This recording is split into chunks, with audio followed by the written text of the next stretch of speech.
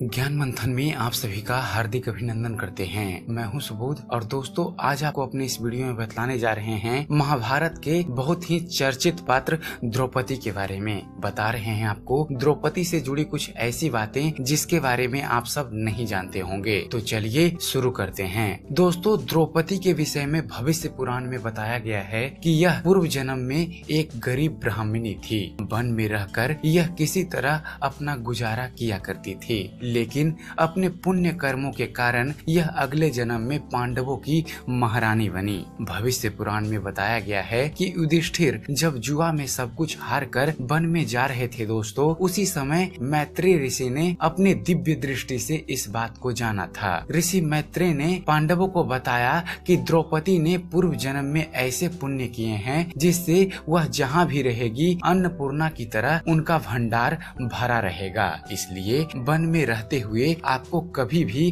भोजन और अन्न की चिंता नहीं करनी होगी। द्रौपदी से जुड़ा अगला रहस्य है दोस्तों, द्रौपदी के विषय में यह कथा तो आप जानते ही होंगे कि अर्जुन ने स्वयंवर की शर्त को पूरा करके द्रौपदी को पत्नी के रूप में पाया था, लेकिन जब वह अपनी माँ कुंती के पास पहुँचे तब जाकर माँ से कहा कि देखो तुम्हारे लिए कितना सुंदर फल लाया हूँ। कुंती ने कहा तुम पांचों भाई इसको आपस में बांट लो, लेकिन जब उसकी दृष्टि द्रौपदी पर गई तब कुंती उलझन में पड़ गई। उसी समय भगवान श्री कृष्ण वहाँ पहुँचे और कुंती को द्रौपदी के पूर्व जन्म की बात बताई। कृष्ण ने कुंती से कहा कि द्रौपदी ने पूर्व जन्म में भगवान शिव की तपस्या करके यह वरदान मांगा था कि उसे अगले जन्म में धर्मपरायण, बलवान, श्रेष्ठ धनुधर, रूपवान और धैर्यवान पति मिले। यह पांचों गुण एक व्यक्ति में होना संभव नहीं है, इसलिए भगवान शिव के वरदान के कारण ही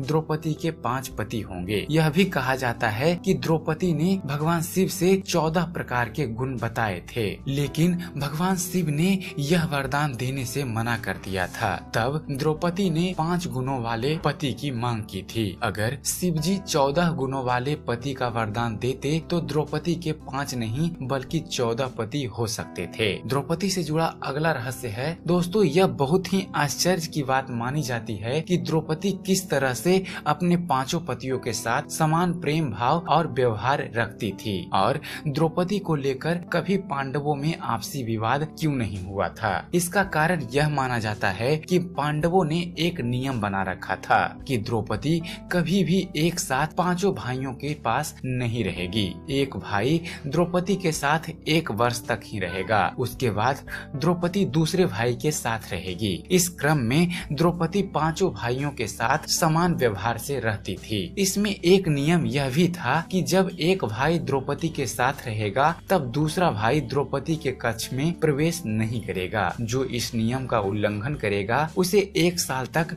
वन में रहना होगा। इस नियम के कारण ही द्रौपदी अपने सभी पतियों के साथ समान प्रेम भाव रख पाती थी और भाइयों के बीच विवाद नहीं होता था।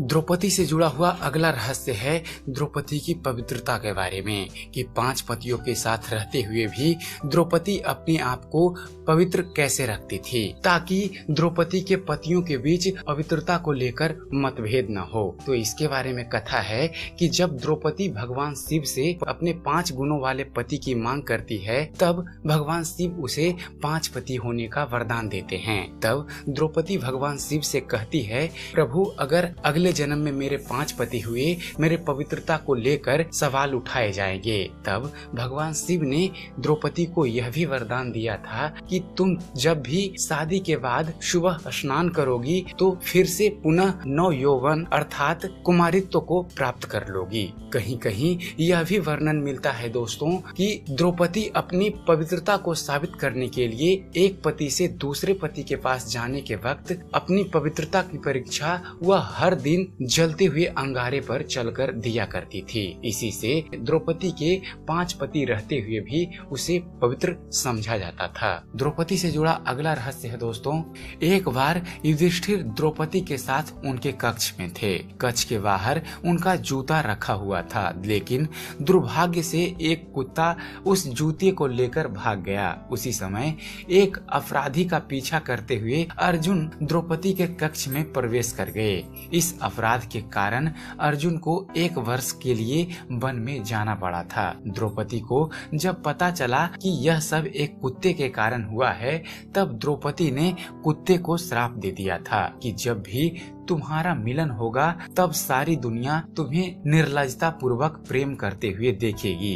द्रौपदी के श्राप के कारण ही कुत्ते आज भी अपना मिलन गली और चौराहे के बीच किया करते हैं। और द्रौपदी से जुड़ा हुआ अगला रहस्य है दोस्तों, जुए में जब युधिष्ठिर द्रौपदी को हार गए तब दुशासन द्रौपदी के बाल पकड़कर खींचते हुए उन्हें भरी सभा में लेकर आया। उस समय द्रौपदी ऋतु चक्र में थी। शास्त्रों के अनुसार ऋतु चक्र के दौरान स्त्रियों को सात्विक भाव से एक तपस्विनी के भांति रहना चाहिए। इसलिए द्रौपदी ने उन दिनों मानव श्रृंगार नहीं किया था और अपने बाल खुले रखे थे। तब उस अवस्था में भरी सभा में बालों से खींचकर लाए जाने के कारण द्रौपदी ने यह प्रण लिया कि अब वह अपने बाल तब तक खुले रखेंगी जब तक कि दुशासन की छाती के लहू इन्हें नहीं मिल जाता।